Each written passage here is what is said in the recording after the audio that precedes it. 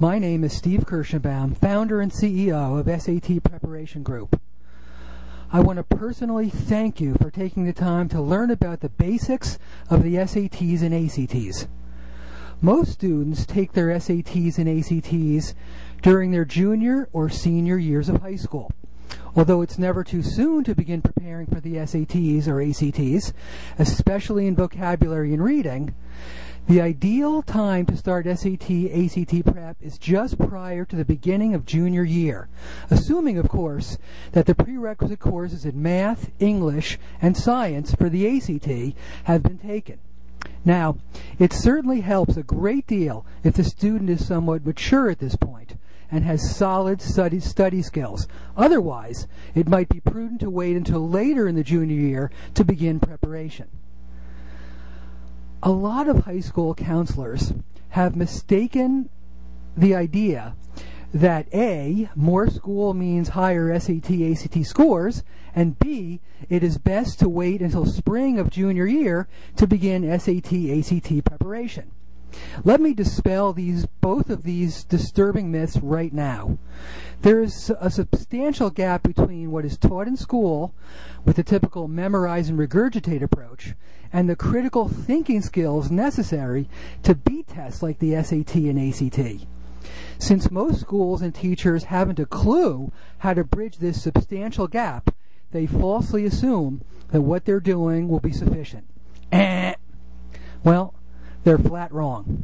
First, classroom math is primarily easily solvable and predictable formulas, whereas SAT/ACT math is 100% word problems that require critical thinking skills and have to be taught by a third-party SAT/ACT prep company in order to successfully bridge the gap between school and SAT prep. Furthermore, it is during the spring semester that the students are most burned out and sleep deprived, especially during AP and final exams. In my considerable experience, sleep deprivation and taking SATs and ACTs never mix. That's why, if we're fortunate enough to get to know a proactive family early in the process, we can begin doing SAT/ACT prep a few weeks prior to junior year, when the students can fire entirely on SAT/ACT preparation.